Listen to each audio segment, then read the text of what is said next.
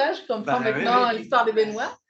Ça nous amène à raconter notre histoire. Moi, j'ai fait un post-doctorat, c'est à ce moment-là que j'ai commencé à réfléchir là-dessus, sur le rôle de l'éducation dans les relations entre les communautés finalement. Et je me suis intéressée particulièrement sur la question de la communauté juive au Québec.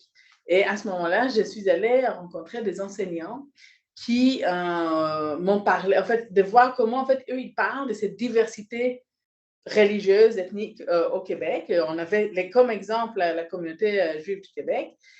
Et on avait aussi les thèmes plus spécifiques de l'enseignement sur l'Holocauste. Et à ce moment-là, on s'est rendu compte que même si ce sont des thèmes qui sont abordés, à la fois l'histoire de la communauté juive du Québec comme de d'autres communautés, à la fois l'enjeu de l'enseignement sur l'Holocauste qui est précis, qui a sa place quand même dans le programme, sont souvent évités par les enseignants pour diverses raisons qu'ils n'arrivent pas tout à fait à nommer. Il disait c'est trop complexe, il disait je ne suis pas à l'aise à l'aborder parce que je n'ai pas assez de connaissances, c'est très sensible dans ma classe.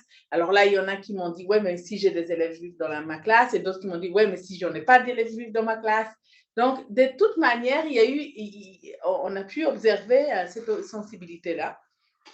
Moi, par ailleurs, en fait, dans mon doctorat, je suis formée en sociologie et en éducation, donc j'essaie de porter un regard sociologique sur les mondes scolaires et avec ce que je pouvais voir chez les enseignants, ce que les enseignants exprimaient, je commençais à aller chercher un peu comment définir ce que je voyais.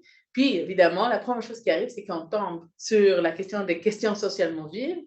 Mais j'étais troublée parce que ce n'était pas du tout vive.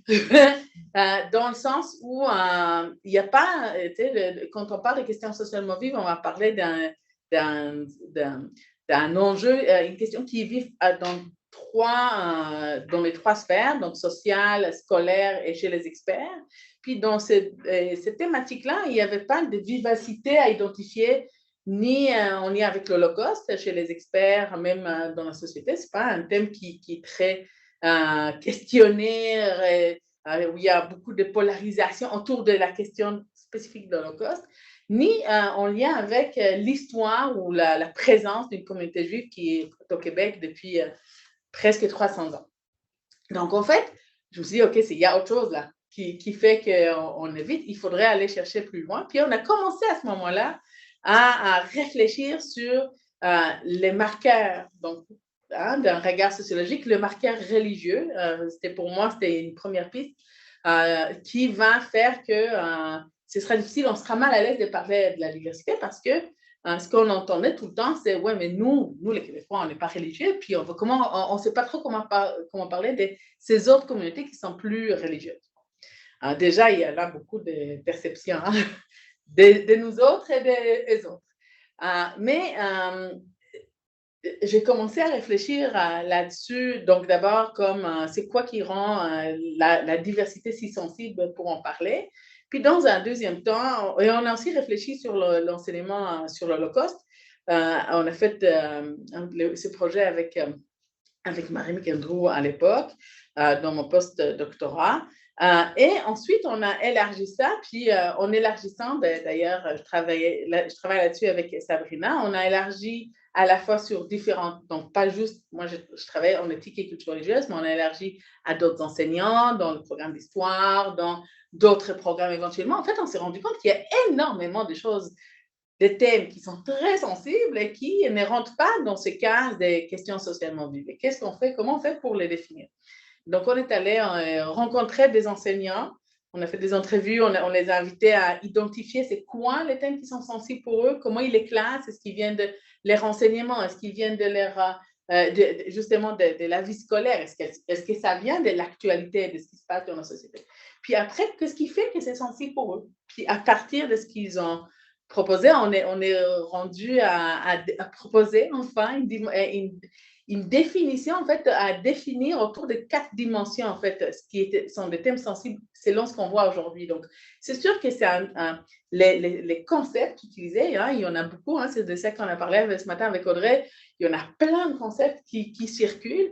Nous, notre démarche n'était pas tant une démarche d'aller identifier dans toutes les recherches c'est quoi qui correspond à ce que nous, on voit, mais OK, tout le monde parle de cette sensibilité-là, mais qu'est-ce qui fait que les thèmes deviennent sensibles? Et donc là, nous, on propose plus de dimensions, finalement, à ces thèmes-là pour qu'on puisse éventuellement les désensibiliser un petit peu ou au moins être à l'aise pour en parler malgré leur sensibilité. Peut-être que je vais m'arrêter là. Comme quand je me fais vacciner pour mes allergies, c'est-à-dire en donner un petit peu plus. Une petite dose à chaque fois. Jusqu'à. Exact. C'est ça que je ne sois plus allergique, c'est ça, exact. Donc, jusqu'à ce que le thème soit plus sensible.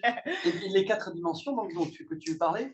Alors, je vais les annoncer déjà. Oui, on y reviendra. Ouais. Donc, on a la dimension éthique, la dimension sociale, la dimension politique et la dimension pédagogique. Et tu verras après, parce que là, je sais qu'on a une autre question de c'est quoi notre vocabulaire, mais dans ces 4 dimensions-là, on regroupe beaucoup de choses qu'on va voir aussi dans les questions socialement vives, dans les enjeux controversés, dans les objets difficiles, parce que tout ça sont des thèmes qui sont sensibles. Mais nous, ce qu'on voulait voir, c'est plus l'aspect pédagogique. Hein? On est des didacticiennes. Nous, ce qui nous intéresse, c'est comment en fait, on fait pour arrêter de les éviter dans la classe, mais qu'on vit avec cette sensibilité dans la société, dans la classe. Et donc, comment on fait pour les enseigner malgré leur sensibilité? Donc, on est moins dans la question de définir un concept théorique, c'est quoi les controverses, c'est quoi qui fait que c'est sensible dans la théorie, mais dans la pratique pédagogique. Donc, éthique, pédagogique, politique et sociale. De mon côté, moi, ça vient en fait de tout le courant de recherche dans lequel je m'inscris. C'est-à-dire qu'au début des années 2000, à l'Université Laval, où j'étais étudiante, mais je n'étais pas encore étudiante à ce moment-là, mais avant que je sois étudiante, il y avait des profs de didactique des sciences qui ont commencé à s'intéresser à l'enseignement des controverses socio-techniques. Là, j'utilise ce terme-là, puis je vais vous expliquer pourquoi j'utilise ce terme-là. Mais en fait, qui ont commencé à s'intéresser à qu'est-ce qui ne fonctionne pas dans l'enseignement des sciences, qui était très, à ce moment-là, orienté autour d'une vision des sciences positiviste. Donc, on enseignait des savoirs, on enseignait des techniques, mais il y avait peu de réflexion, puis la vision autour des sciences était très dogmatique. Puis, fin même des années 90, l'équipe de didactique des sciences de l'Université Laval, mais avec d'autres, mais entre autres eux qui étaient des pionniers, des pionnières, se sont dit « ceci ne fonctionne pas. Il faut réfléchir davantage aux aspects épistémologiques des savoirs, de l'enseignement, de la didactique des sciences et de la technologie au sens large. » Ils ont commencé à faire toutes sortes d'activités sur comment les personnes se représentent les scientifiques, comment ils se représentent les sciences, puis quelle place les sciences, la technologie devraient avoir dans la société, et ainsi de suite.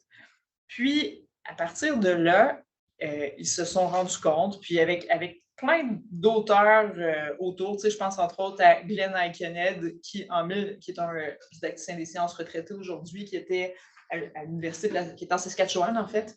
Et Glenn Aikenhead, dès le début des années 90, travaillait sur un questionnaire pour réfléchir aux façons dont les gens concevaient les relations entre les sciences, la technologie puis la société.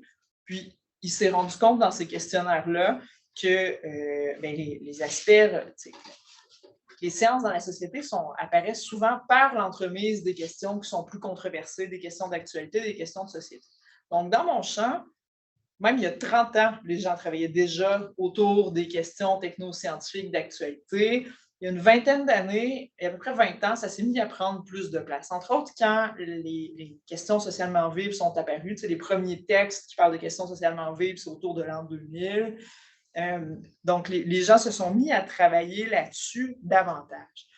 Mon mémoire de maîtrise n'était pas là-dessus. Il était sur le rapport à la physique et à l'enseignement de la physique de futurs enseignants du primaire.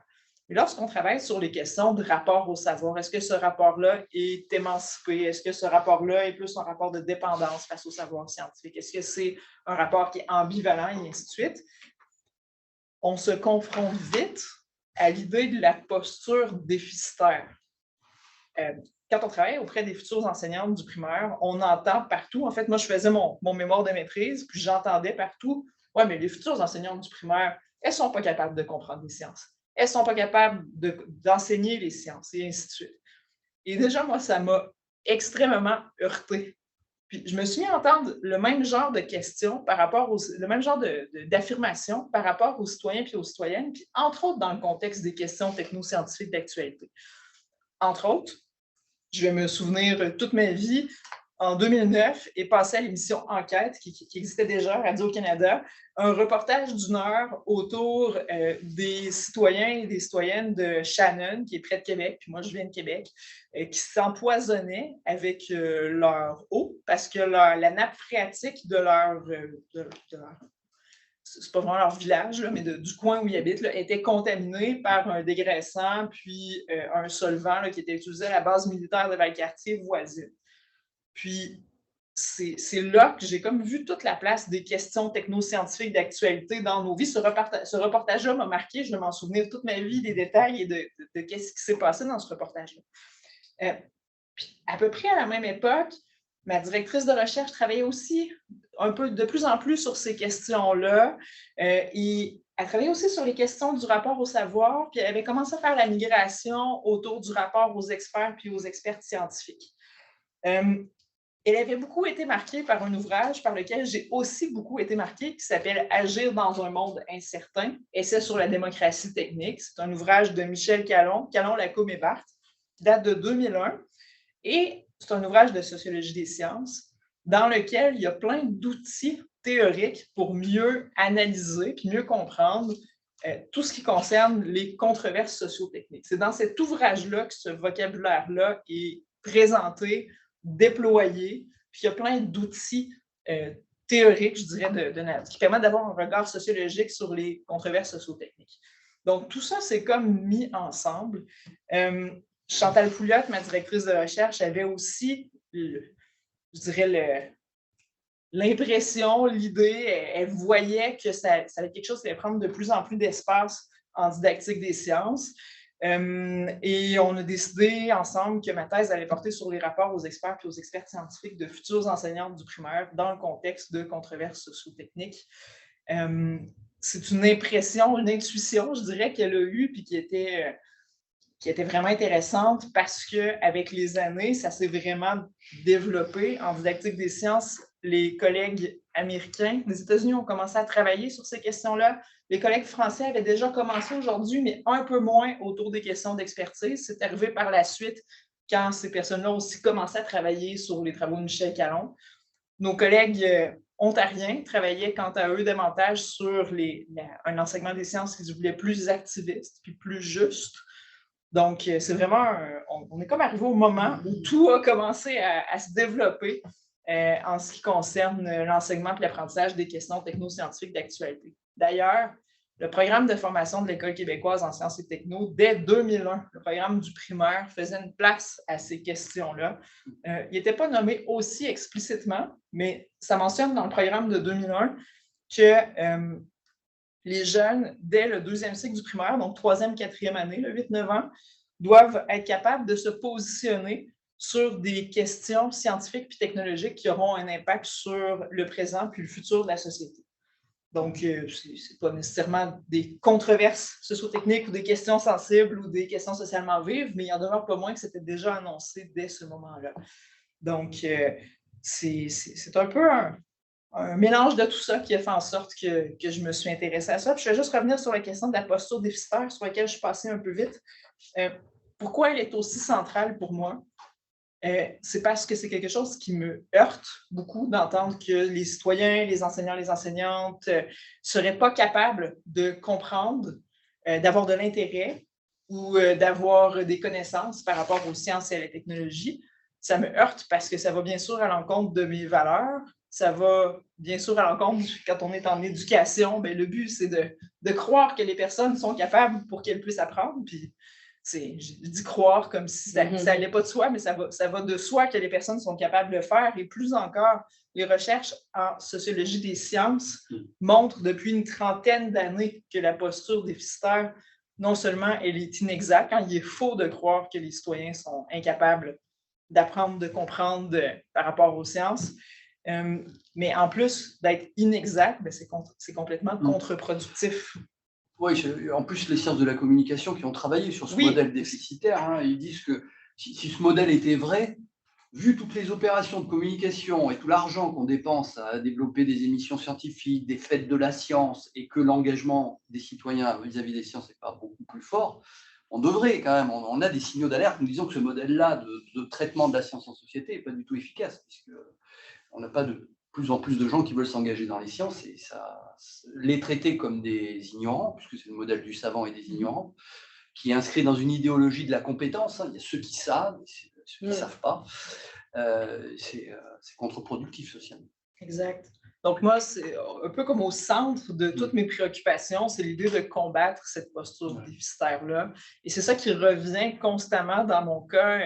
C'est pas comme ça que j'y suis arrivée, mais c'est ça qui fait en sorte que je continue, je pense, dans la voie, puis que j'y continuerai sans doute jusqu'à ma retraite, toujours en allant un peu ailleurs, mais tant que cette posture-là sera aussi présente dans les médias, dans les écoles, dans les familles, chez les scientifiques aussi, chez les scientifiques et les ingénieurs, ben, c'est quelque chose qui m'amènera à poursuivre dans ce sens-là. Voilà. Benoît, question politiquement vive.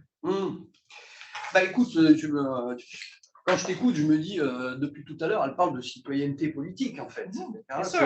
Ou peut-être plus, si on a peur du mot politique, même si on ne devrait pas. Sur France, c'est un mot vulgaire. Hein. L'éducation nationale, nous, c'est construite par un refus du politique. C'est-à-dire que les enseignants, mon collègue Odigier, par exemple, François Odigier le disait dès sa thèse en 1993, ces enquêtes que je qualifierais bien volontiers de sociologiques dans les établissements montrent que les enseignants se positionnent en refusant de parler de politique. Alors, refus de la politique. Hein. Du politique, c'est autre chose. Hein. Parce que pour eux, c'est risqué, parce que c'est prendre. Il y a la peur de l'influence qu'a l'adulte sur l'enfant, il y a la peur des parents, et il y a la peur d'aller sur des terrains sensibles.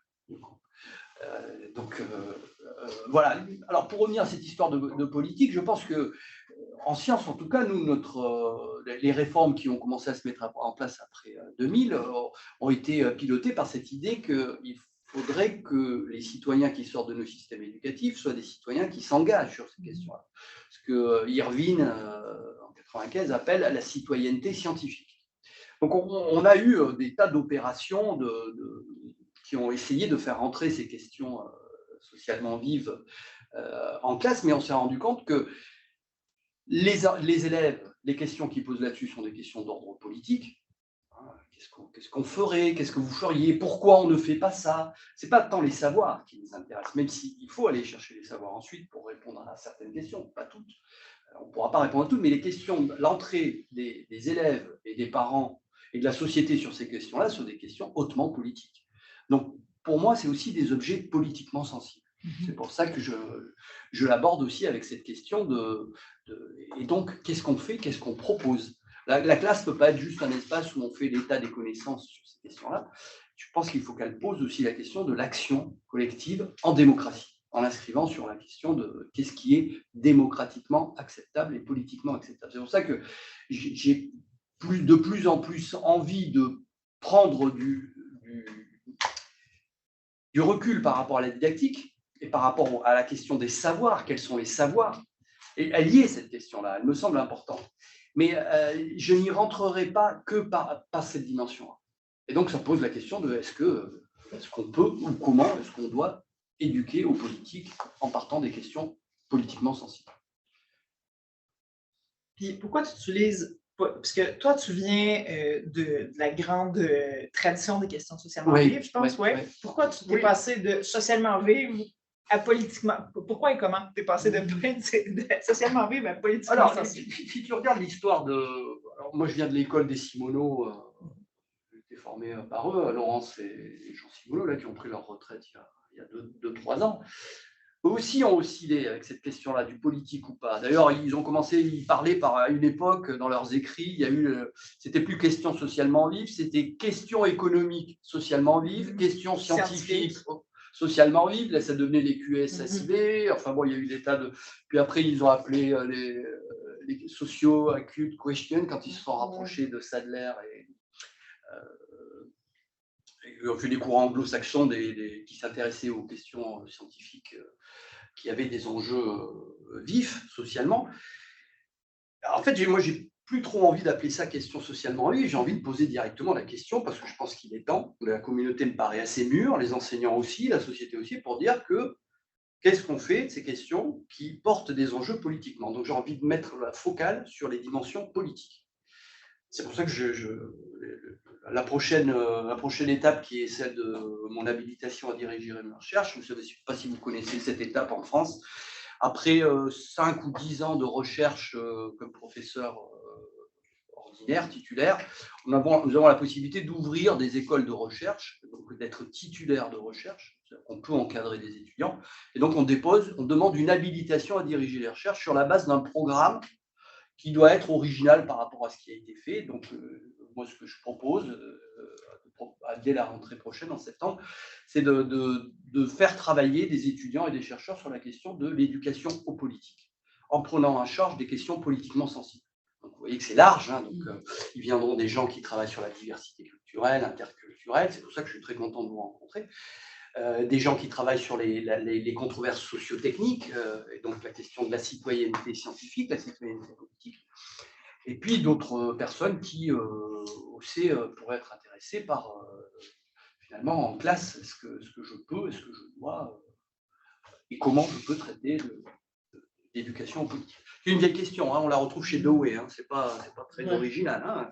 Dewey posait la question avec les pédagogies actives en disant qu'il faut que la classe soit une micro-société où on prenne des objets en charge, des objets de la vie courante et que activement, learning by doing, on apprenne à se positionner sur ces questions.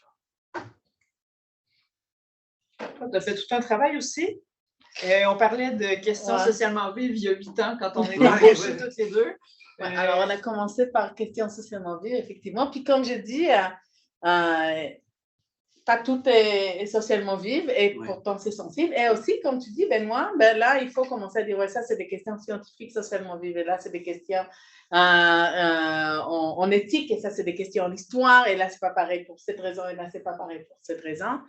Et en fait, on se retrouve à avoir 10 concepts différents et on ne sait plus de quoi on parle. Puis tout le monde nous dit qu'on ne parle pas exactement de la même chose, donc c'est pas, on va développer autre chose. Donc, la démarche, en fait, aujourd'hui, je la vois comme ça. Peut-être que ce n'était pas comme ça que j'ai commencé la démarche, n'est-ce pas? Mais je pense, en tout cas, j'espère que notre proposition avec les thèmes sensibles permet justement de à la fois embrasser la partie didactique pédagogique, à la fois aller plus loin, parce que justement, on essaie de considérer tous ces éléments-là. Donc, nos 4 dimensions, donc, il y a la dimension éthique, qui, elle, fait référence à tout ce qui est les valeurs et les représentations sociales qui en fait, touchées par cet enseignement, à la fois des élèves et des enseignants, des parents d'élèves et de plein de gens autour, ce qui fait que quand on arrive à la discussion, elle n'est pas évidente. Elle est sensible déjà par le fait qu'on veut pas, on peut pas porter un jugement, c'est pas un fait, c'est quelque chose qui amène qui vient toucher profondément nos valeurs et que donc on peut être mal à l'aise face à ce que disent les autres et face à ce que nous on veut leur dire aussi. Puis ça ramène tout le temps la question justement de ce rôle social de l'école. Hein. C'est quoi est-ce que l'école doit juste instruire, ce qui, comme tu l'as dit, n'est clairement pas suffisant, mais aussi socialiser. Socialiser, c'est pas, contrairement à ce qu'on entend souvent, hein, laisser les enfants jouer dans la classe ou dans la cour, c'est les amener à embrasser finalement ou à comprendre les valeurs de la société dans laquelle l'école opère. Et dans ce sens-là, les rôles, quand on est confronté à des valeurs qui nous semblent être opposées à nos valeurs, ou en tout cas aux valeurs de l'école, ben c'est encore plus confrontant. Puis, si je reprends l'exemple de la diversité religieuse, ça revient souvent. Hein?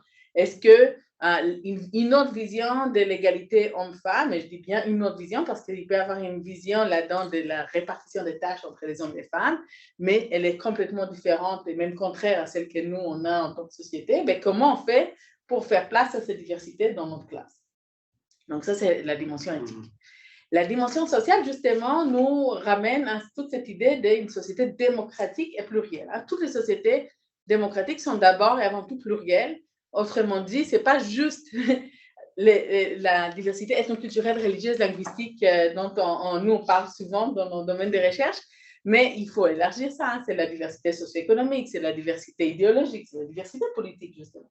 Et à ce moment-là, on a ces diversités dans la classe, puis on ne peut pas la connaître à l'avance. Selon les thèmes abordés, on va découvrir, il y a vraiment une grande diversité, finalement, on n'est pas tous d'accord, ou au contraire, des fois, et c'est là on va avoir cette idée de j'ai fait l'avocat du diable parce que tout le monde a dit pareil. Mais peut-être qu'il n'y a pas de diversité dans notre classe sur certaines questions, mais l'enjeu de la pluralité de la société fait qu'on ne sait pas à l'avance qu'est-ce qui va dire notre classe finalement, comment nos élèves vont réagir, puis aussi c'est quoi notre rôle en tant qu'enseignant à amener cette diversité qui existe dans la société autour de du thème étudié. Bon, ça c'était mon 3, donc c'est la dimension politique dont tu parles, Benoît, et qui est extrêmement importante pour nous. C'est en fait, pour nous, c'est vraiment le politique dont on veut parler. Au contraire, on dit tout le temps, attention, on ne parle pas de la politique partisane, parce que la politique partisane, elle vient dans ma dimension sociale. Il y a une pluralité, c'est correct. Mais le politique fait qu'on doit parler de différentes manières de vivre ensemble qui amènent tout le temps la question des rapports de pouvoir. Et le politique, c'est ça finalement. Puis, dans une société, on ne peut pas éviter, il y a énormément de thèmes en fait. D'ailleurs, dans tous les exemples qu'on a donnés, il y a toujours une question d'un rapport de pouvoir. La question des rapports à l'expertise, c'est tellement une question des rapports de pouvoir si on les regarde de façon sociologique, n'est-ce pas? Et dans ce rapport, dans cette dimension politique-là, chez nous aussi, pour te rassurer, les enseignants, ils n'aiment pas ça. Ils aiment l'idée d'une société égale, tout le monde, on est tous pareils, à l'école, on est tous pareils, mais c'est pas vrai. On n'arrive pas à l'école avec la même histoire, les mêmes points de départ, les mêmes compétences, les mêmes connaissances, les mêmes capacités, les mêmes soutiens à la maison.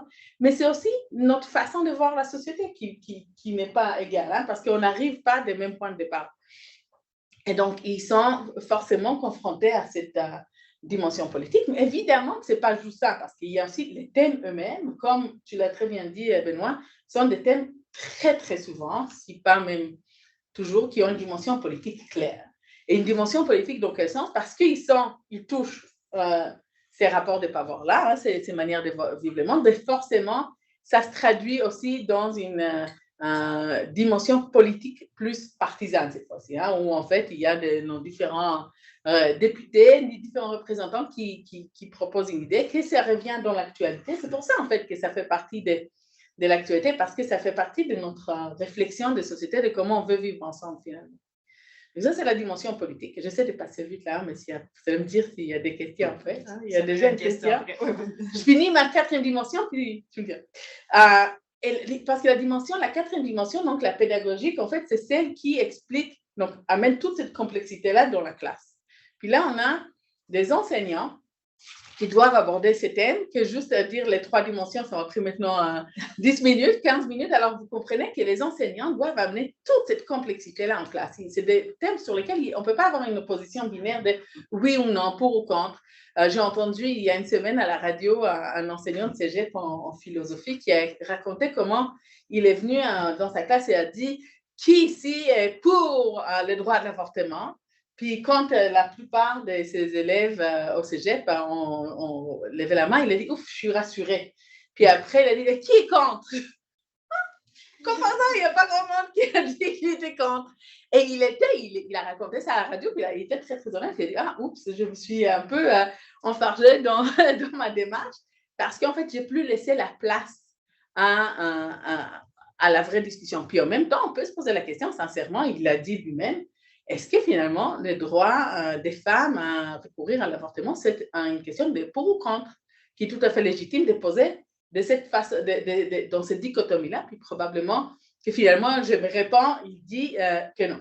Et cette complexité-là, quand on n'est pas préparé à l'avance de l'aborder, ben on a ce genre de petits incidents, ça nous est arrivé à tous, je crois, mais en tout cas, même après avoir travaillé sur comment enseigner l'Holocauste. Ça m'est déjà arrivé de rentrer dans une classe et de dire, poser une question trop facile, en fait, au piège, puis la réponse de mes étudiants n'était pas du tout ce que j'espérais.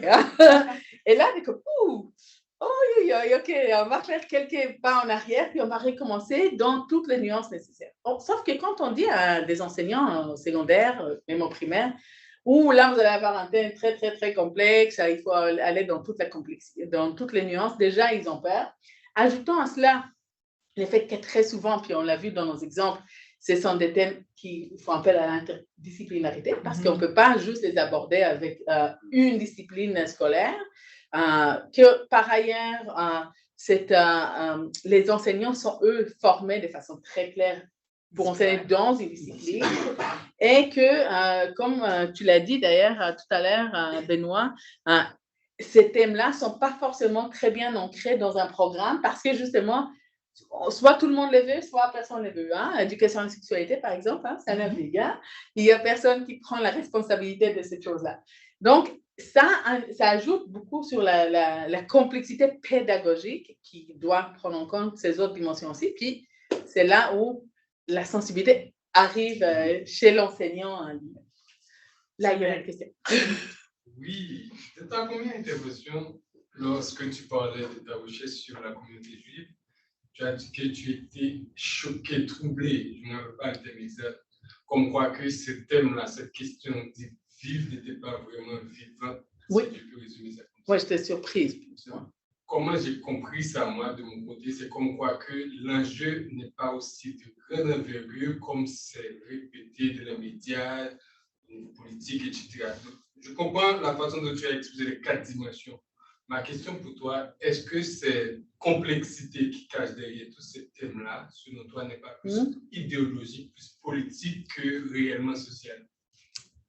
En fait, nous, et c'est un très bel exemple, justement, si je vais prendre mon exemple de la communauté juive, justement, moi, je l'intègre, cette sensibilité idéologique dans ma dimension à la fois sociale et politique, parce que si on prend l'exemple de la diversité religieuse au Québec de façon générale, au Québec, on a une idée, Léon étant cette société québécoise qui aime se dire de façon générale, nous, on est détaché de la religion, on est une société sécularisée. Donc, on n'est plus attaché à la religion comme un mode de vie qui nous propose des valeurs, des façons de faire les choses. Mais d'un autre côté, et donc on est très mal à l'aise quand les gens se réfèrent à la religion. Donc déjà, quand on parle d'une communauté qui s'est définie comme une communauté religieuse, on est mal à l'aise. Ça amène déjà la dimension éthique à ça. Par ailleurs, là, j'amène à la dimension sociale, on considère les autres, là, ces communautés-là, comme des communautés monolithiques. Eux autres sont tous pareils. La communauté juive est unique et univoque. Tous les juifs qui se nomment juifs et qui font partie de cette communauté-là sont pareils. Tous les musulmans, la communauté musulmane.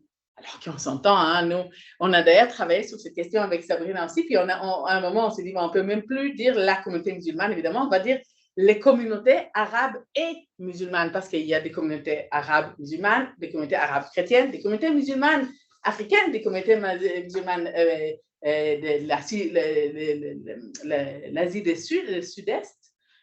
Donc, on a quand même énormément de diversité, et c'est là où arrive cette dimension sociale-là. On ne voit pas cette diversité, puis tout à coup, quand on va dans le sujet, elle devient complexe. Donc, par exemple, si je reviens à la communauté juive, au Québec, quand on pense communauté juive, on pense à la très petite partie de la communauté juive qui est une communauté ultra-orthodoxe chassidique. Donc, elle est visible parce qu'ils s'habillent différemment, ils vivent différemment, ils sont très enfermés entre eux. Mais on ne se rend pas compte, par exemple, que moi, si je vais tout à coup me dire, moi, je me reconnais comme une juive, et donc je suis une personne qui n'a pas les mêmes référents culturels que les personnes catholiques, mais je ne suis pas pour autant plus religieuse que vous autres catholiques qui ne sont pas catholiques, ok? Ça devient un enjeu difficile pour pour les gens avec qui je parle et qui ont une vision très fermée de cette diversité-là. Donc, c'est ça la dimension sociale.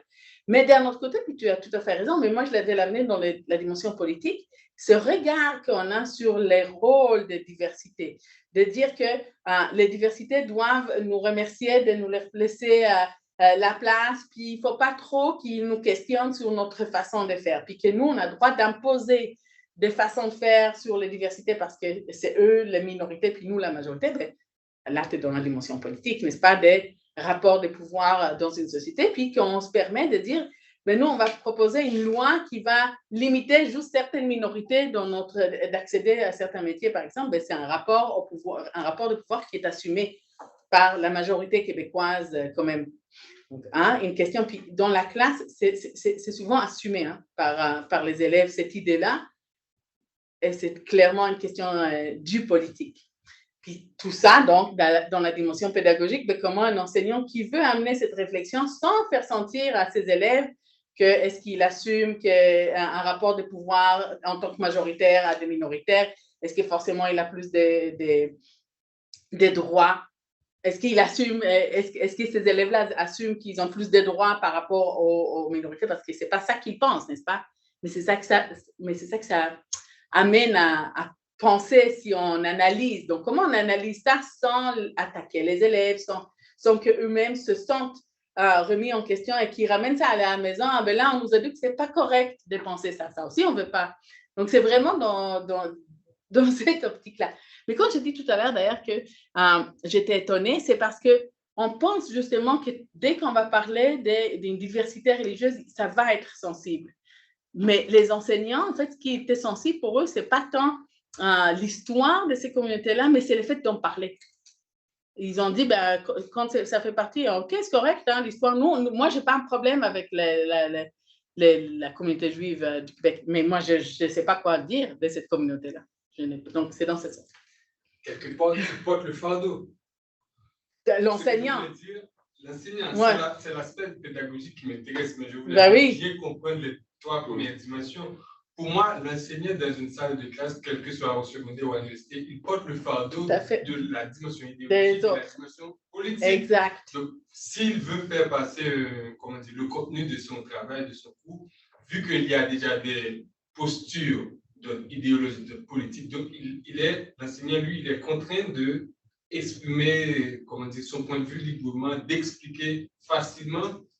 Ça, c'est toute une question. Est-ce qu'il doit exprimer son point de vue?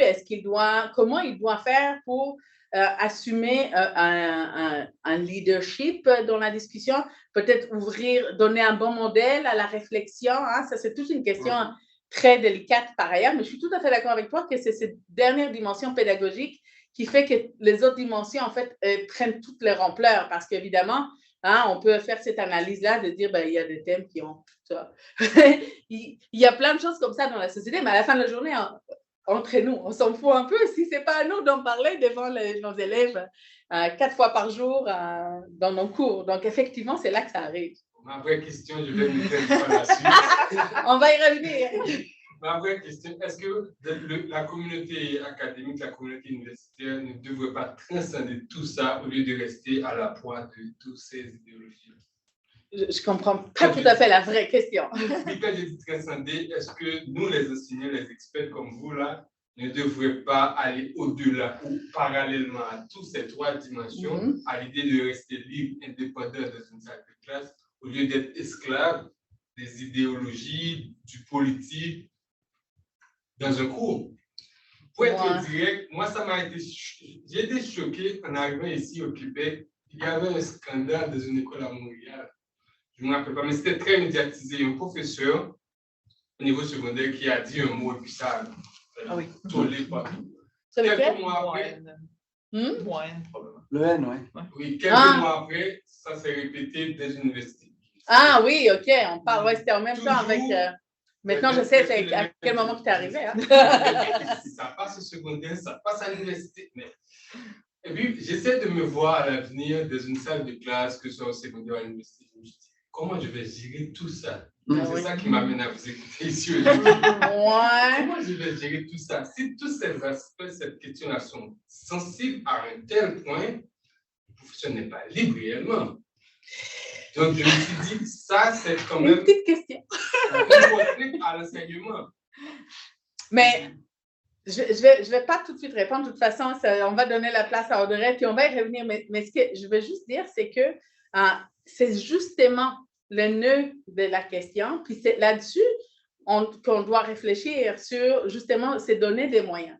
Par exemple, avec Sabrina, on a développé donc un guide sur l'enseignement sur les génocides. Ben, on a essayé à chaque fois, et on est arrivé à plusieurs nœuds comme ça. Et à chaque fois qu'on est arrivé à un nœud, on dit OK. Bon, ben là, on va travailler sur un truc, on va réfléchir. Donc, c'est sûr que ça prend beaucoup de temps. Est-ce qu'on peut se libérer comme ça, dire OK, on se libère? Mais non, je pense que justement, en prenant en compte tous ces enjeux-là, ben, on peut aller chercher dans différentes thématiques, dire OK, moi, je vais aller explorer ces thématiques et je vais aller résoudre ces nœuds-là. Puis après, je vais aller pouvoir faire ça. J'ai fait la même chose. Je viens de faire un travail avec une étudiante d'ici qui fait la maîtrise qualifiante chez nous, sur l'appropriation culturelle. Puis là, on a dit, OK, c'est un gros nœud, les enseignants sont mal à l'aise. Comment nous, on peut aider à réfléchir en prenant en compte ces dimensions-là pour ouvrir ça? Comment on peut en parler quand même? C'est sûr qu'il y a des nœuds plus, plus denses que d'autres, et donc ça nécessite peut-être différentes solutions. Mais je pense, de façon générale, qu'en étant conscient de la sensibilité, ça ne devrait pas nous paralyser ou effrayer. Ça devrait plus nous amener à dire, OK, justement, je comprends les 4 dimensions. Alors, tu vois, OK, la dimension éthique, comment je peux l'éclater un peu, puis dire, OK, c'est quoi les éléments, OK, c'est quoi les valeurs qui sont touchées, c'est quoi les représentations sociales qui sont touchées, c'est quoi mon rôle, c'est quoi moi en tant qu'enseignant, c'est quoi mes valeurs qui sont touchées, puis quelles sont les valeurs qui peuvent arriver dans ma classe auxquelles je dois me préparer pour pouvoir y répondre. Donc, quand on est capable d'analyser les dimensions, en tout cas, c'est un peu la théorie qu'on a avec ça, c'est que quand on est capable d'identifier les dimensions, on est capable d'aller les traiter une par une. Et donc, quand on arrive à l'aspect pédagogique, on a déjà ce qu'il faut pour aller en classe avec un élan plus rassuré. Serein, tiens. On est d'accord, même si on s'approprie des outils, mais on est d'accord, on marche sur des outils. Bien, on apprend à vivre avec ça. On apprend à vivre avec la sensibilité, je pense. La fébrilité. La fébrilité, la sensibilité. Je pense qu'il faut, c'est que le risque, c'est de transformer ces thèmes sensibles en questions tabous. Oui. Et je pense que si pour les refroidir. Les refroidir, oui. De faire comme si il n'était pas sensible. Ou les éviter, parce que la question, c'est que si ce n'est pas l'enseignant qui va les traiter, ça va être traité entre pairs. Ça va être traité dans des univers qui sont l'éducation informelle, dans la cour de récréation, où se jouent des rapports de domination, des rapports de pouvoir qui ne devraient pas être ceux qui sont dans la classe, même s'ils y sont de toute façon. Et justement, probablement sur ces questions sensibles-là, la posture de l'enseignant est particulièrement importante à discuter. Mais il faut les mettre comme des sujets tabous, je trouve que c'est contre-productif, c'est très risqué en fait. Si tu te décharges de responsabilités pédagogiques. Or, je pense que ce qui fait la force de notre métier d'enseignant, c'est justement d'avoir le courage de prendre ces questions. Mais pas n'importe comment. Et ça doit être discuté, je pense, éthiquement et collectivement, dans la profession. On n'a pas d'éthique d'enseignant. Ces questions-là, elles devraient être discutées par la profession. Comme on a dans le journalisme, par exemple. On a ça, nous. Vous avez ça? Nous, on n'a pas. On a ça, nous. Enfin, on n'a pas un code de déontologie, mais on a toute une compétence d'éthique professionnelle qu'on doit développer pendant nos 4 années. Et même par la suite, parce que maintenant, et les formations continues. Et la formation continue. Ouais. Aussi, autour des questions socialement vives, souvent, il a été documenté qu'il y a des enseignants et des enseignantes qui refroidissaient les questions. Donc, qui en niaient en quelque sorte les aspects sensibles, les aspects qui sont débattus, puis en les ramenant un peu à leur plus simple expression, ce qui fait en sorte que c'était plus très difficile, en fait, de de les aborder. Ouais, mais quand on fait ça, le danger, c'est qu'on on enlève les rapports de pouvoir qui existent dans les savoirs eux-mêmes. On fait comme si tout est réglé déjà sur la question. Donc, quand on arrive, nous, on vous présente une vérité, des faits, alors que ce n'est pas vrai. Donc, ce qui arrive, c'est que les élèves ou les étudiants peuvent se sentir de ne pas se reconnaître dans le contenu ou de ne pas voir leur perspective du tout considérée. Et donc, c'est là où on va avoir une confrontation. C'est un peu ça qu'on a vu à ce moment-là quand on a eu ces gros débats au Québec. C'est parce qu'on avait une situation où les enseignants n'ont pas pris à l'avance le temps d'y réfléchir et ils ont supposé que ça allait passer sans problème. Mais là, ils étaient confrontés aux perspectives de leurs étudiants et de leurs élèves pour dire « Oh non, ça ne va pas du tout là. Là, vous êtes en train de heurter à la fois nos valeurs, nos représentations sociales et vous êtes en train de nous imposer un rapport de pouvoir à travers les savoirs qui ne nous est pas acceptable. » Et là, les enseignants et de tous les niveaux, secondaire, cégep, université, ont été très heurtés par le fait qu'en fait, on leur a dit non, ça ne marchera plus du tout, ça s'arrête ici. Et quelque part, moi, je me dis que c'est peut-être un réveil qui était correct de dire, maintenant, on va essayer, ça ne veut pas dire, moi, je ne pense pas du tout qu'il faut éviter des choses.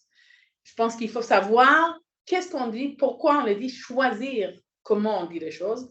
Et c'est correct d'être gêné de dire certaines choses parce qu'on pense, après réflexion, que ce n'est pas comme ça que je veux le dire.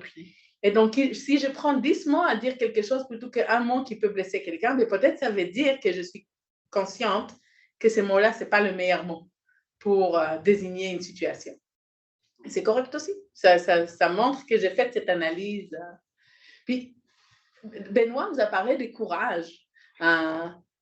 C'est un mot, moi j'aime beaucoup ce mot-là. On parle beaucoup, je préfère parler d'espace courageux que d'espace de safe space, d'espace sécurisé. Parce qu'on a parlé des rôles de l'éducation, des rôles de l'école. Puis je suis d'accord avec toi, Samuel, qu'il faut que l'école soit un endroit où on en parle. On ne peut pas être paralysé.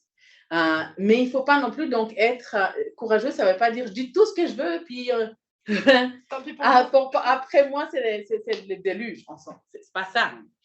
Ce que ça veut dire être courageux, c'est aussi être capable de se regarder le nombril et dire OK, mais moi là-dedans, comment est-ce que je veux me comporter là-dedans? C'est quoi que je veux permettre à mes élèves, à mes étudiants? Je veux leur créer, leur permettre un espace où ils vont pouvoir en parler vraiment sans se sentir agresseur ou agressé.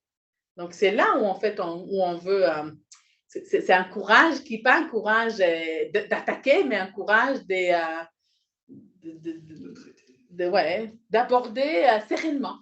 On va revenir à l'idée de la sérénité. Je trouve ça bien. C'est ça. On a déjà 1 heure, mais je vais y aller avec la question de... Moi, je suis entrée dans ce questionnement-là par le concept de controverse socio-technique. Dans mon cas, ce n'était pas tellement étonnant parce que j'arrivais aussi des questions relatives au rapport au savoir qui viennent de la sociologie de l'éducation. L'ouvrage Agir dans un monde incertain dont je vous parlais venait aussi de la sociologie des sciences, parlait des controverses socio-techniques. Donc, controverses socio-techniques, de quoi s'agit-il en gros? Vous allez voir des liens avec le reste. Ce sont des questions qui sont complexes, qui suscitent des débats, donc comme les questions sensibles, comme les questions socialement vives ou les questions politiquement sensibles. Ce sont des questions qui sont liées à plusieurs disciplines. Donc là, on est dans tout ce qui est commun entre les trois. Une des particularités de controverses socio-techniques, puis c'est vrai pour les autres, mais on met davantage l'accent là-dessus dans controverses socio-techniques, c'est le fait que plusieurs groupes d'actrices et d'acteurs sociaux veulent pouvoir prendre part au débat, puis au processus de prise de décision, puis dans certains cas aussi au processus de production de savoir, des savoirs scientifiques, des savoirs citoyens, d'autres types de savoirs. Donc, ça existe dans les autres cadres théoriques, mais ce n'est pas présenté de façon aussi explicite, puis on ne met pas autant l'accent là-dessus.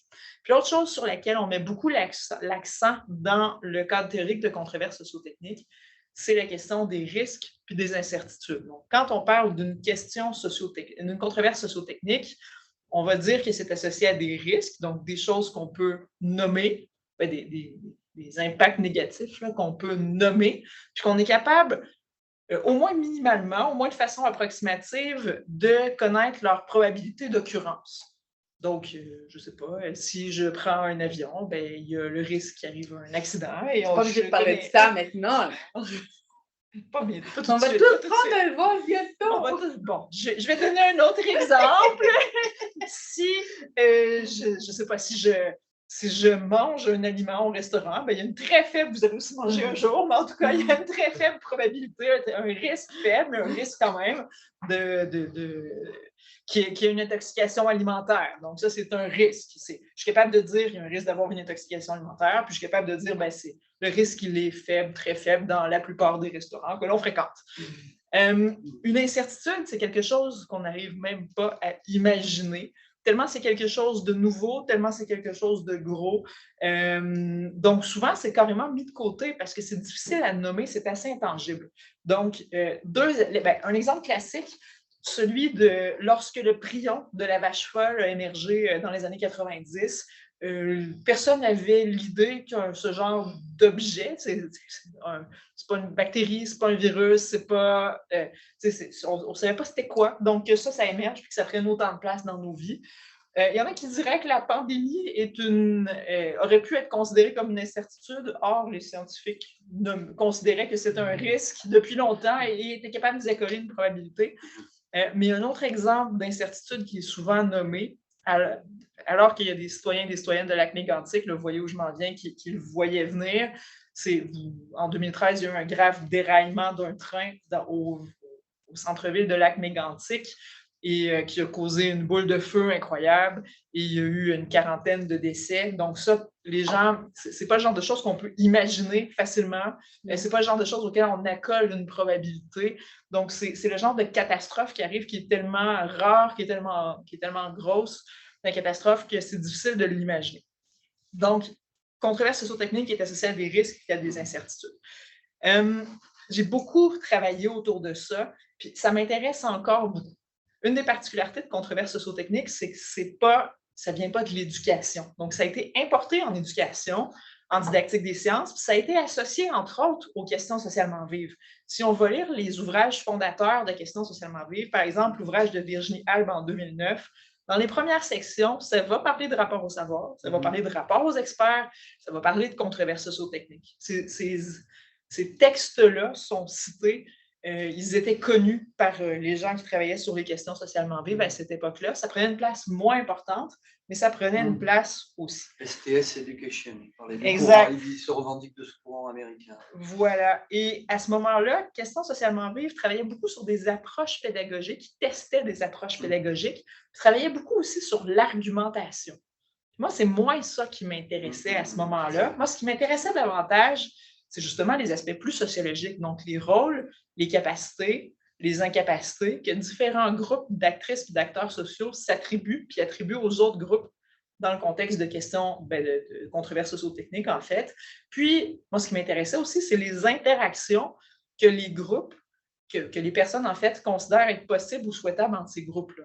Donc, quel genre d'interaction pourraient ou devraient avoir les citoyens puis les citoyennes d'une part, puis les scientifiques d'autre part, dans le contexte de la controverse entourant le développement des nanotechnologies. Moi, c'est ça qui m'intéressait, c'est plus ces aspects-là. Mais il fallait toujours se rattacher à d'autres cadres théoriques de l'éducation parce que c'est très sociologique. Mais autour de 2011 est arrivé le cadre théorique de Activist Science and Technology Education, donc une éducation aux sciences et à la technologie activiste. Donc, l'idée selon laquelle l'éducation aux sciences devrait servir à rendre le monde plus sain et plus juste. Donc, un courant qui se positionne assez résolument à gauche, dans lequel un des buts de l'enseignement des sciences aussi, c'est d'utiliser une partie de son capital social puis scientifique, puis de l'utiliser à bon escient pour le bien commun. Donc, l'enseignement des sciences vient de plus en plus avec le fait de poser des actions sociales pour rendre le monde plus juste et plus sain.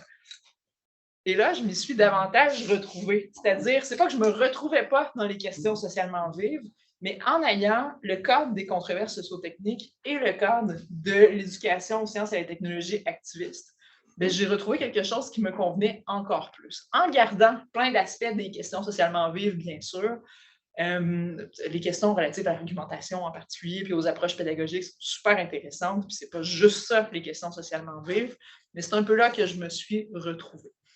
Donc, là, c'est pas simple de dire des controverses sociotechniques enseignées de façon activiste ou quelque chose du genre. Là, on commence à... Oui.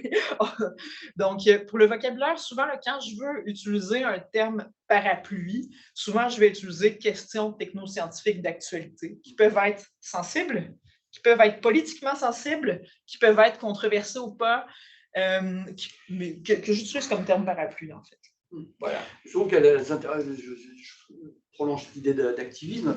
Moi, j'ai l'impression que le point commun de tous ces objets-là, c'est que pour le pédagogue, d'ailleurs, qu'il soit pédagogue au sens large, hein, le pédagogue, étymologiquement, c'est celui qui accompagne, qui aide à grandir, à se positionner. Donc, ça peut être un parent, ça peut être un animateur dans un musée, un membre d'une association, mais ça peut être aussi un enseignant, je le prends au sens large.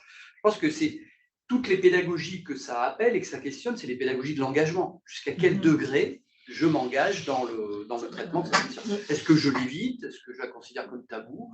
Ou est-ce que j'y rentre jusqu'à me dire que l'espace de discussion va amener chacun à se positionner dans un pluralisme de valeurs? Par contre, je n'irai pas jusqu'à dire que la pédagogie de l'engagement va viser à ce que tout le monde s'engage dans la même direction. Je pense que ce serait le piège. Il ne faudrait pas que ce devienne une pédagogie du consensus. Parce que sur ces questions-là, à mon avis, le consensus, c'est pas toujours possible. Sur les controverses sociotechniques. Ni souhaitable. Et je ne sais pas d'ailleurs, Sylvain, sur les questions que tu traites toi, est-ce que le consensus des valeurs est possible? Moi, je pense que c'est pas ça qu'on devrait chercher, en fait.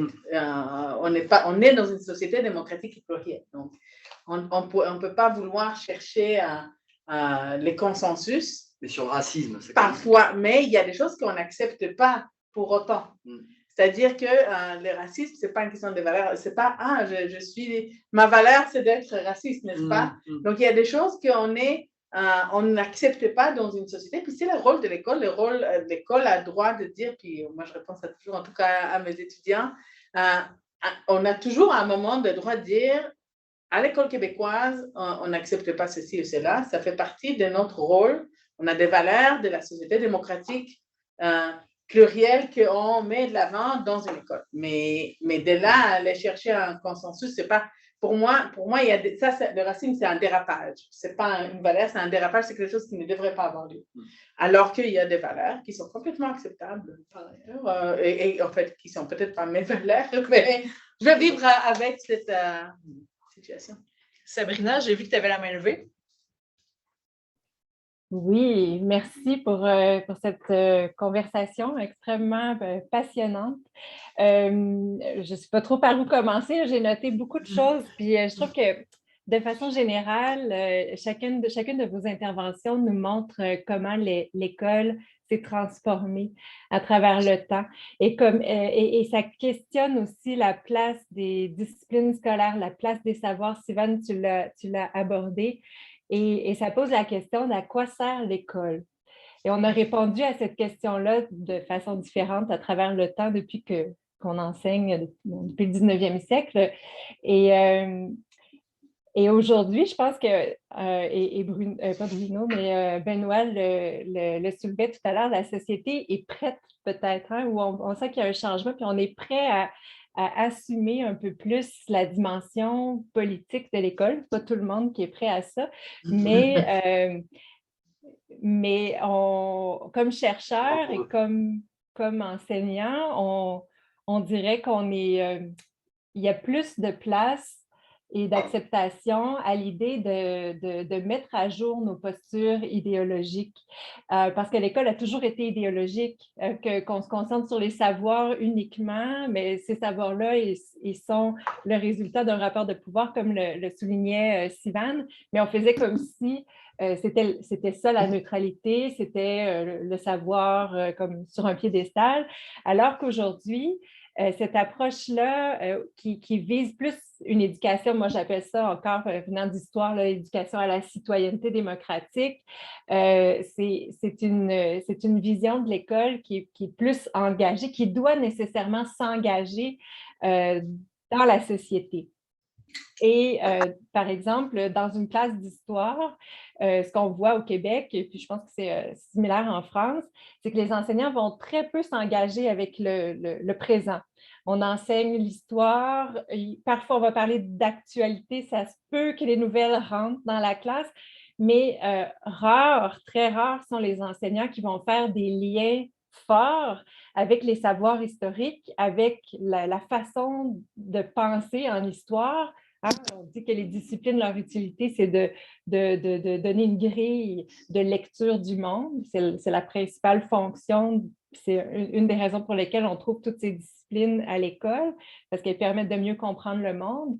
Mais si on ne fait pas le pas qui manque pour étudier le monde dans lequel on vit, en histoire, si on reste dans ce qui s'est passé sans réutiliser ces savoirs-là, bien, d'une certaine façon, la discipline scolaire histoire n'a plus de pertinence. Elle est inutile. Et donc, c'est vraiment essentiel de faire le pas de plus, de faire le lien avec le présent dans cette optique d'éducation démocratique. Et pour nous, en histoire, ce qu'il faut finalement, c'est provoquer la sensibilité, c'est faire voir les rapports de pouvoir qui existent dans notre société, c'est et là, maintenant, on est rendu à un point où les élèves font voir aux enseignants ce qui n'est pas dans les savoirs. Hein? Et donc, on est vraiment à un moment charnière de l'évolution de notre société ou de la pensée, ou je ne sais pas, on est dans un moment particulier, en tout cas, qui fait que toutes les conditions sont réunies là, pour que ce champ-là des questions socialement vives, des questions politiquement vives, j'aime beaucoup d'ailleurs l'expression politiquement vif, là, justement parce que ça met en évidence ces rapports de pouvoir-là, ça focalise là-dessus et c'est ça le nœud. C'est ça qui nous intéresse, en tout cas, dans la plupart de nos... tous les trois, là, c'est ce qui ressortait de votre présentation. C'est ça. Finalement, je pense que on est à un moment où on doit re-questionner la place des disciplines scolaires, la façon de les envisager, sans nécessairement dire que les savoirs restent fondamentaux, à mon avis. Je suis didacticienne aussi, donc c'est sûr que pour moi, les savoirs restent fondamentaux, mais non suffisants. Et en bout de ligne, il faut que ces savoirs-là soient questionnés par les élèves, qu'on mette en évidence leurs lacunes et la façon dont ils s'expriment une hiérarchie sociale et des rapports de pouvoir. Donc, et ça nous amène à assumer la posture d'activiste et je trouve qu'il y a quelque chose de sain là-dedans, puis on peut avoir un débat, puis on n'a pas tous la même posture non plus, mais d'assumer ça, je pense qu'on fait encore un pas davantage, on fait voir les choses, même pour nos étudiants en formation des maîtres, c'est toujours un peu déstabilisant là, de s'affirmer dans une certaine posture d'éducation antiraciste, inclusive ou autre, qui est perçue comme étant plus idéologique que ce qui se fait autrement, là, qui se dit neutre. Donc, merci pour la réflexion. C'était vraiment passionnant. Je n'avais pas vraiment de questions, là. Non, mais c'est bien plein d'éléments intéressants qui nous amènent à voir un peu regrouper nos réflexions. Moi, oui, ça m'amène à... Parce que j'y pense souvent à cette histoire, notre société est mûre et puis je vais de déception en déception. Finalement, pas si mûr que ça. Je me suis dit, le Covid, ça va être l'occasion de repenser l'école de fond en comble. On ne va jamais repartir de la même façon. Et puis ce que je vois, c'est que le plus jamais ça, les guerres aussi, on avait dit plus jamais ça, puis on retombe toujours sur la même chose. Donc les rapports de force, à mon avis, il faut pas qu'on crie victoire trop vite. Et surtout, je pense que le virage, il se dessinera, à mon avis, quand ce sera les enseignants eux-mêmes qui se structureront pour dire non. Nous, ce n'est pas aux universitaires, ce n'est pas aux parents d'élèves, c'est nous en tant que communauté, c'est à nous de prendre le pouvoir et de définir quelles sont les orientations pédagogiques qu'on veut donner à notre travail. je crois que ça peut venir. Nous, on peut écrire, ça fait des années qu'on écrit des choses là-dessus. On a tous, on a construit notre carrière sur ces idées-là, que je crois effectivement mûres collectivement pour faire du sens. Même si on a encore des gens de notre communauté de recherche qui ne sont pas du tout d'accord avec cette idée-là, que l'école devrait faire ce genre d'opération-là, en disant qu'il y a des risques d'endoctrinement, il y a des risques d'instrumentalisation, que j'entends et que je prends en compte dans mes travaux. Mais je pense que si les associations d'enseignants ne prennent pas la parole, enfin, je dis souvent en France, vous prenez la parole juste quand on touche à votre salaire ou quand on touche à vos vacances. Je les provoque en disant ça. Mais j'aurais aimé qu'ils prennent la parole lorsqu'on touche à des questions hautement pédagogiques.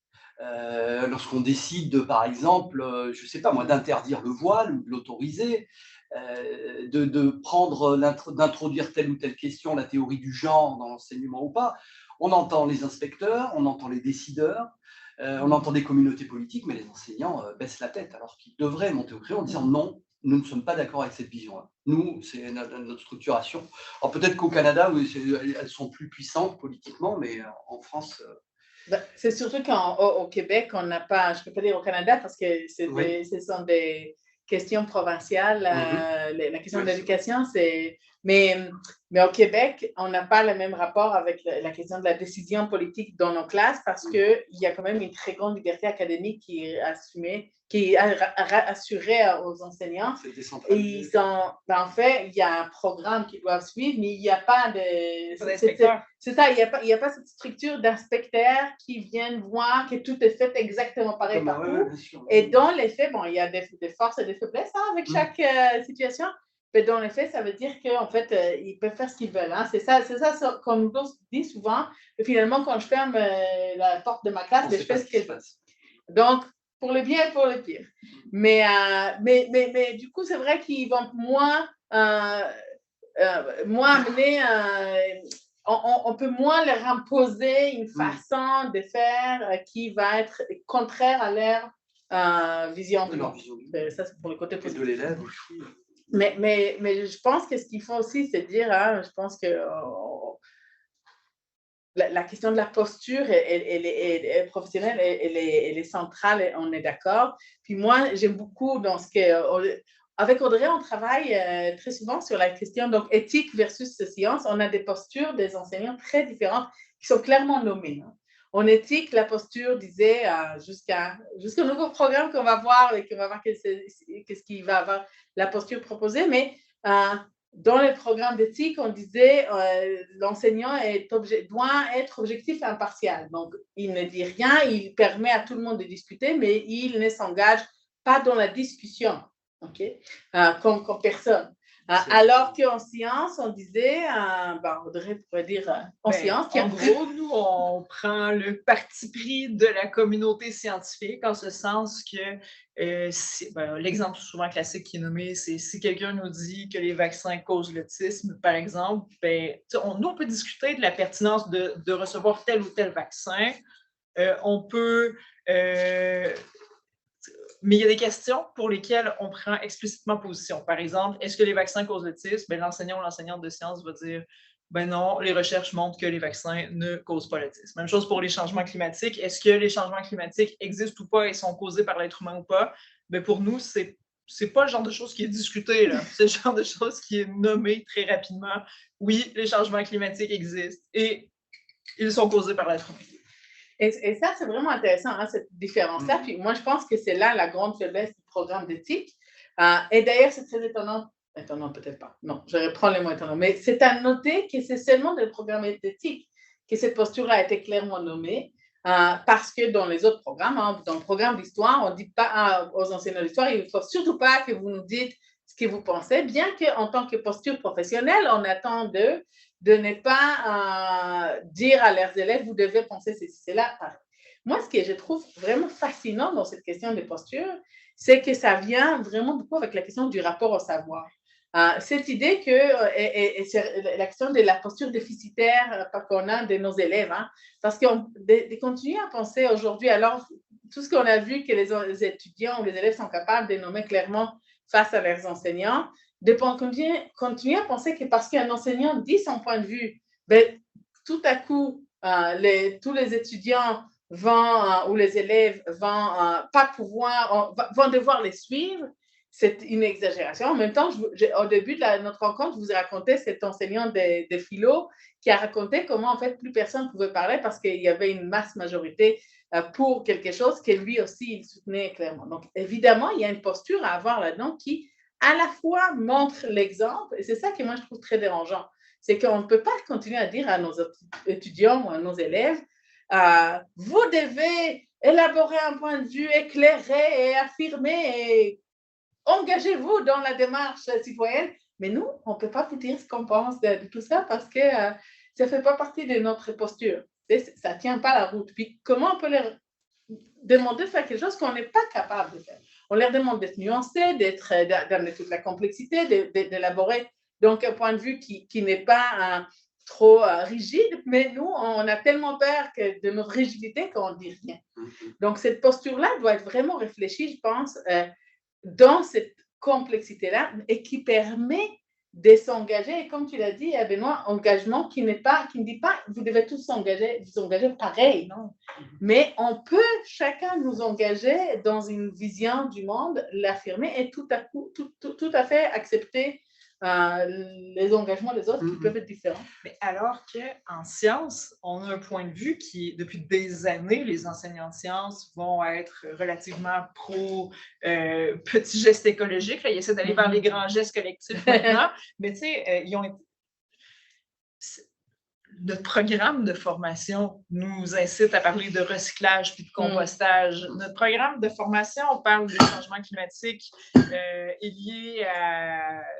Vous comprendrez qu'un prof de sciences, quand s'enseigne, exemple, comment on fait des bébés, c'est carrément ça, là, la conception humaine, la conception de l'être humain, c'est clair qu'on a des questions relatives à la sexualité, puis que les élèves en posent, puis que les enseignants embarquent là-dedans depuis toujours, et que les enseignants et les enseignantes de sciences sont habituellement à l'aise avec ces questions. Même si c'est des questions sensibles, bien sûr, mais sont habitués, considèrent que ça fait partie de leur travail. Puis, même chose en ce qui concerne les changements climatiques, l'environnement de façon générale, les enseignants de sciences et de technologie considèrent que ça fait partie de leur travail et dans ce cas-là, en particulier, ils prennent position clairement depuis de nombreuses années. Donc, d'amener les élèves à écrire un texte pour une campagne de sensibilisation au changement climatique, puis de préparer des affiches, puis de les mettre partout dans l'école. Les profs de sciences font ça au Québec depuis au moins 30 ans. Là. Nous, ils font marcher pour le climat. Ils font marcher pour le climat, voilà. Tu sais, ça, je pense pas qu'ils font... Ils font moins marcher, ils font plus ici des campagnes, mais des campagnes d'information puis de sensibilisation. Donc, de prendre position très explicitement et de s'attendre à ce que les élèves prennent position très explicitement, c'est classique. On est habitué à ça. J'arrive à 1h26. On s'était dit qu'à 1h30, on allait fermer l'activité. Donc, je vais me permettre de donner un mot de la fin rapide. Benoît, est-ce que tu avais quelque chose à ajouter pour compléter? Non, j'ai trouvé l'échange très stimulant. Hein. J'ai écrit, mais bon, c'est ma période. Je dois rentrer en France avec un volume, mon mémoire. D'ailleurs, je partage avec les étudiants de Sherbrooke des séances de rédaction là, en ce moment, qui me font avancer collectivement. Non, je repars aussi avec le modèle de Sivan que je trouve très intéressant, mais j'y rajouterai quand même le pôle des sciences. On pourra en rediscuter, mais dans les mais moi, je 4 dimensions, hein. je rajouterais bien un pôle science, mais au sens de la rationalité, de la raison. Des savoirs. Voilà. Il y a le pôle des émotions aussi, enfin, on pourrait discuter, mais c'est ça que je trouve intéressant, c'est que de vous rencontrer me force, peut-être nous force tous à penser un peu la complexité de l'éducation, qui est un objet passionnant, qui nous motive jour après jour. Tout à fait. Merci. Veux-tu ajouter quelque chose? Non, moi, je merci. Hein? C'était super intéressant de discuter avec vous et de réfléchir à partir de ces questions confrontantes. De mon côté à moi, j'entends depuis tantôt que notre société est prête et mûre à passer à ces questions. Puis moi, je crois pour vrai qu'avec la pandémie et les changements climatiques, avec la pandémie en particulier, on a vu à quel point se questionner sur, dans mon cas, les questions technoscientifiques d'actualité en classe, c'est fondamental. Moi, je le vois tranquillement que ça change en sciences. Donc, espérons que ce sera pareil pour vous. Moi, j'ai tout un programme qui change là. Alors, on Tout va un voir programme ce qui va qui change. sortir avec ça. Puis après, je vais pouvoir vous donner un compte rendu des changements observés. Tu enseignes l'éthique, c'est Bon, ça? c'est ça. L'éthique et religion. Éthique et culture religieuse. Et culture religieuse. Donc, je vous remercie de votre présence, de votre participation à l'activité d'aujourd'hui. C'était un grand plaisir. C'était la dernière édition des Jeudis érudits de cette année, mais il y en aura bien sûr d'autres à partir de la rentrée. Donc, ce sera un plaisir de vous revoir à la rentrée. Merci tout le monde. Merci. Au revoir. Bye. Au revoir, merci.